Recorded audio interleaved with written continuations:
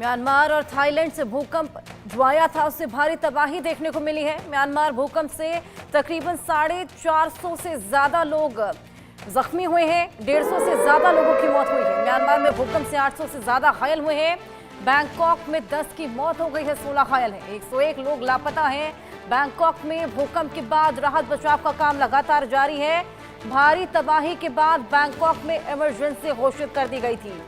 कल एक भूकंप आया, चंद सेकंड का यह भूकंप, 7.9 की तीव्रता का यह भूकंप रहा, जिसके बाद तमाम बड़ी बड़ी बिल्डिंग्स धराशायी हो गई, जिसके बाद इन बिल्डिंग्स के नीचे दबे लोग लापता हैं। 101 लोग लापता हैं, जिनको ढूंढने की तमाम कवायदें जारी हैं। भूकंप के बाद राहत और बचाव का काम लगातार जारी है। 150 से ज्यादा लोगों की मौत हुई है। 800 से ज्यादा गंभीर रूप से घायल हैं। इलाज जारी है। चंद सेकंड का ये भूकंप और भारी तबाही अपने साथ लेकर आया। ये देखिए तस्वीर आपकी टीवी स्क्रीन पर, किस तरीके से ये भूकंप वहां पर आता है और तबाही का मंजर चारों ओर छा जाता है। लोगों की चीखें, लोगों की पुकारें और ये बिल्डिंग चंद सेकंड में धराशायी। Do you see this is the building that collapsed after the earthquake? Do you know about this place, or you are aware about the happenings? This is called Chatuchak Market, or commonly known as JJ Market. I come shopping here a lot, almost every year, and it's a huge market. There's probably 7,000 shops right across the street from the building, which is right there, and that's where everybody goes shopping. And it's only open on weekends, Saturday, Sunday. So luckily this happened Friday, yesterday, and Chatuchak was closed because it's only open 2 days. I was supposed to be, had it happened today, there would have been a lot more people around this building. But luckily, if you can say luck, happened yesterday. Was it under construction building? I'm not too sure what building that was. It was under construction, and it was, I guess, 30 stories high. And we saw the pictures of the collapse. So I'm sure there's a lot of people under this rubble. Did you receive a call from your family members? Yes, absolutely. All my friends wrote and were wondering where I was, because they know I come shopping, and I sent them, pictures of me alive, which was cool. Will you stay here, or will you? I'm going back to Canada in 3 days. Yes. Thank you. All right. Thank you. तो आपने सुना किस तरीके से लोग after shocks की बात करते हुए, जो पैनिक वहां पर क्रिएट हुआ उसकी बात करते हुए घबराए हुए, सहमे हुए। ऐसे में आपको बताएं, टूरिज्म के लिहाज से ये बेहद ज़्यादा इंपॉर्टेंट प्लेसेस हो जाती हैं, और ऐसे में टूरिज्म भी खासा इम्पैक्ट यहाँ पर हुआ है। तमाम बिल्डिंग्स यहाँ पर गिरी हैं, मकान ध्वस्त हो गए हैं, लोगों की आशियाने बिखर गए हैं, 16 घायल हैं और 10 की मौत बैंकॉक में हुई है। आइए इसी पर आपको दिखाएं एक रिपोर्ट। बैंकॉक में अभी भी लोग दहशत में है। भूकंप ने भारी तबाही मचाई है। सैकड़ों लोग अभी भी लापता है। कई इमारतें भी गिरी गई है। सीधा बैंकॉक से, इंडिया न्यूज से मेरे को ब्रायन एंथनी थॉमस, मैं आपको दिखाऊंगा खौफ, दहशत और बर्बादी का ये ग्राउंड रिपोर्ट।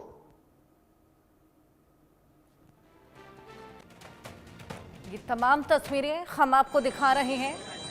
चंद सेकंड का ये भूकंप रहा और उसके बाद जो तबाही वहां पर मची,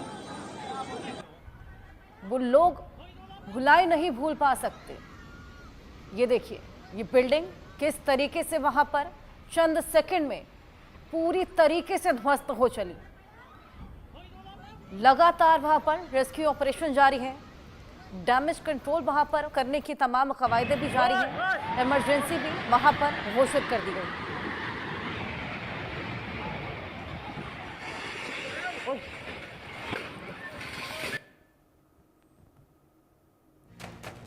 वहीं भूकंप प्रभावित म्यांमार को भारत मदद के हाथ आगे बढ़ाया है। राहत सामग्री लेकर म्यांमार पहुंचा आईएएफ विमान। आईएएफ का विमान राहत सामग्री लेकर यांगून पहुंचा। 15 टन से अधिक राहत सामग्री म्यांमार लेकर ये विमान पहुंचा है। आईएएफ का विमान तमाम राहत सामग्री, 15 टन से अधिक की राहत सामग्री है जो कि म्यांमार लेकर पहुंचा है। कल पीएम मोदी ने भूकंप के बाद मदद का हाथ आगे बढ़ाया था। इस पूरी स्थिति को चिंताजनक बताया था और कहा था कि हम हर संभव मदद देने को तैयार हैं और उसी के बाद ये राहत सामग्री यहां पर भिजवाई गई है। साथ ही भूकंप का आंखों देखे मंजर, क्या कुछ वहां पर हुआ, आइए ये भी आपको सुनवाएं। नहीं, हालात वैसे राइट नाउ तो क्वाइट ओके है, बट व्हेन इट हैपेंड तब थोड़ा मतलब in the sense emergency situation था। तो as I said, offices where people are asked to evacuate, office evacuate करना पड़ा, मॉल्स वगैरह सब बंद कर दिया, बाहर आ गया। उधर जो मेट्रो रेल सिस्टम है वो बंद कर दिया। So all of that. मैं एक मीटिंग से आ रहा था, गाड़ी था ब्रिज का ऊपर, तो ब्रिज वाज स्विंग। मैं रोड पे था उस टाइम। जी हाँ। स्काई स्क्रीपर्स आसपास जो थे वो हिलने लगे थे। एक इन्फिनिटी पूल से पानी भी गिरने लगा था। 3.5 मिनट का तो I think people got scared कि शायद बिल्डिंग गिर जाए, लेकिन कुछ ऐसा हुआ नहीं। अभी ठीक है। I think they declared a national emergency. Public transport बंद था काफी घंटे तक। इवेंचुअली गाड़ी मिलना मुश्किल हो गई थी एयरपोर्ट के लिए, but eventually we got a cab. वो अलग अलग ही आ रही है। एक्चुअली प्रॉब्लम क्या, मैं गया था सऊदी से, उधर ईद का छुट्टी में, बाद में मैं दोपहर को सोया हुआ था। जब सोया हुआ था देखा अचानक बेड शेक करने लगा। मैं सोचा लगता है कि प्रेशर का प्रॉब्लम है ना, क्या हुआ। अचानक देखा पूरा बिल्डिंग ऐसा शेक हो रहा है। तो मैं बरामदा में आया, बरामदा में आके देख रहा हूँ कि यूरोपियन लोग जो सब है वो लोग पूरा मतलब ऊपर उठ गया है और पानी जो स्विमिंग पूल का पानी है पूरा ऊपर में आ गया है। फिर मैं देखा कि कुछ तो गड़बड़ है, देखा पूरा आदमी चारों तरफ इधर उधर दौड़ रहा है। तो मैं 7th फ्लोर में था, नीचे आया, नीचे आके तुरंत में उधर वेट किया। बाद में तो होटल छोड़ के मेरा 1 तारीख तक टिकट था सऊदी जाने का। क्या लगा इससे पसंद नहीं आने वाली क्या चीज है, कब स्टार्ट करोगे? तो बहुत ट्रैफिक है, ह्यूज ट्रैफिक, मतलब 30 किलोमीटर जाने के लिए इमोशन एक्शन तो चलो 5 से 6 घंटा लगा। लेकिन आदमी लोग बहुत अच्छा है, बहुत हेल्पफुल है। लेकिन जो इमोशन, मेरा टैक्सी में 400 रुपया भाड़ा का बात हुआ था, लेकिन रेंट उठा था 900, लेकिन वो आदमी इतना अच्छा था। फिर बाद में 200 एक्स्ट्रा मुझे मांगा, लेकिन आदमी बहुत हेल्पफुल है। वहीं विदेश मंत्री एस जयशंकर का एक्स पर पोस्ट आया है। म्यांमार को तत्काल मदद भेजी गई, ये बोलते हुए वो नजर आए हैं। भारत से रेस्क्यू और मेडिकल टीम भी म्यांमार पहुंची है। म्यांमार को आगे और सहायता भेजी जाएगी। और कल जिस तरीके से पूरा भूकंप वहां पर देखने को मिला, तबाही का मंजर वहां पर बन गया था, उसके बाद पीएम मोदी ने भी पोस्ट कर मदद का हाथ आगे बढ़ाया था, चिंता जाहिर की थी और कहा था हर संभव मदद भेजी जाएगी। वहीं राहत सामग्री आईएएफ विमान के द्वारा वहां पर भेज दी गई है। म्यांमार को आगे और भी सहायता भेजी जाएगी। विदेश मंत्री एस जयशंकर ने एक्स पर पोस्ट कर ये तमाम चीजें कही हैं। मेडिकल टीम भी म्यांमार पहुंची है, आगे और सहायता भेजी जाएगी। एक्स का पोस्ट आपकी टीवी स्क्रीन पर। म्यांमार को आगे और भी सहायता भेजी जाएगी। जिस तरीके से वहां पर भयंकर भूकंप देखने को मिला, जिसके बाद चारों ओर केवल तबाही मची हुई है। इमरजेंसी वहां पर घोषित कर दी गई है। लगातार जितना भी डैमेज वहां पर हुआ है उसको कंट्रोल करने की तमाम कवायदें चल रही हैं। इसी बीच भारत ने यहां पर मदद का हाथ आगे बढ़ाया है, सहायता भेजी गई है।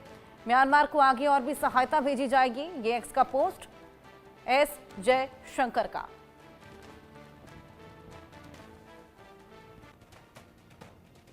और इसी भूकंप के बीच कैसे भूकंप आता है, आइए ये भी आपको बताएं। रिवर्स फॉल्ट, जमीन का एक हिस्सा ऊपर की तरफ उठता है, जिसके बाद नॉर्मल फॉल्ट आपको बताएं क्या होता है, जमीन का एक हिस्सा नीचे की तरफ जाता है। स्ट्राइक स्लिप फॉल्ट, जमीन का एक हिस्सा आगे या पीछे की तरफ खिसकता है। और ये 3 वजह रहती हैं जब एक भूकंप यानी कि एक अर्थक्वेक अराइज होता है। धरती की सतह के अंदर से ये भूकंप अराइज होता है, जिसके बाद तमाम क्वेक्स महसूस किए जाते हैं, शॉक्स महसूस किए जाते हैं, जिसके बाद धरती कांपती है। और जैसे कि हमने देखा म्यांमार और थाईलैंड में हाई राइज बिल्डिंग्स थी, यानी कि बेहद ऊंची इमारतें थी। जब ये शॉक्स महसूस किए जाते हैं तो ये धरती हिलती है, ऐसी हाई राइज बिल्डिंग्स धराशायी हो जाती हैं। ऐसे में भूकंप को समझना भी बेहद ज़्यादा ज़रूरी हो जाता है। 0 से 1.9 सिर्फ सीस्मोग्राफ से ही पता चलता है।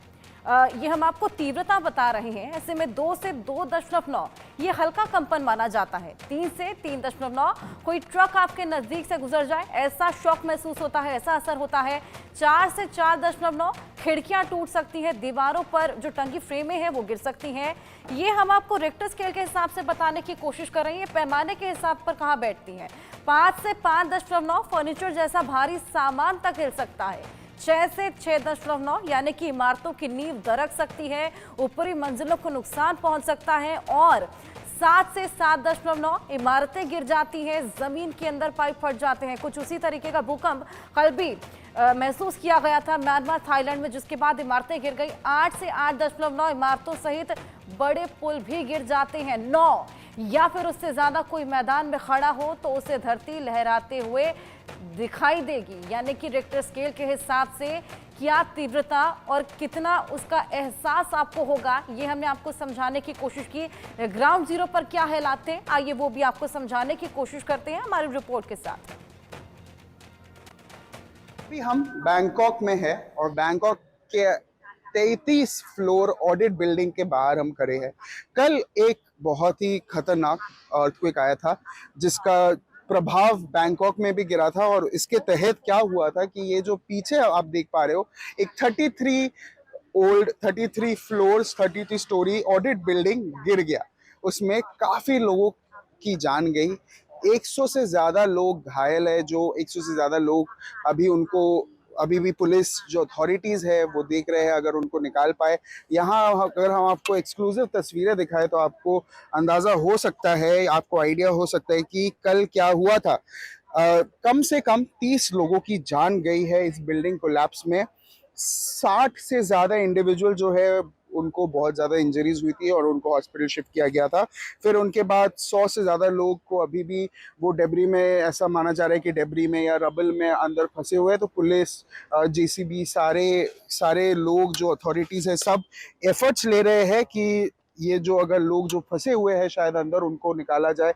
वहाँ आप देख सकते हैं काफ़ी सारे अरेंजमेंट्स किए गए हैं, पुलिस के सारे वैन्स है, फायर फाइटिंग ऑफिशियल्स है और यहाँ पूरा क्रेन सर्विस का काम हो रहा है ताकि लोगों को जल्द से जल्द बाहर निकाला जाए। उसके अलावा भी ट्रैफिक पुलिस जो है, बैंकॉक का जो ट्रैफिक पुलिस है, वहाँ भी कियोस्क बने हुए हैं जिनको कोई ज़रूरत, जैसे पानी की ज़रूरत हो गई, खाने की ज़रूरत हो गई, उसके तहत भी काफ़ी सारी बंदोबस्त किया गया है। उसके तहत अगर हम आपको दिखाएं थोड़े और विजुअल्स तो आपको एक आइडिया हो सकता है कि ये जो रोड है ये काफ़ी खाली है क्योंकि ये रोड कॉर्डन ऑफ किया गया है। यहाँ कोई आना जाना सब बंद कर दिया गया है कि नॉर्मल पब्लिक ना आ पाए, क्योंकि इससे इन जो एफर्ट्स ये लोग कर रहे हैं लोगों को निकालने के लिए वो ज़्यादा बेहतर हो जाता है।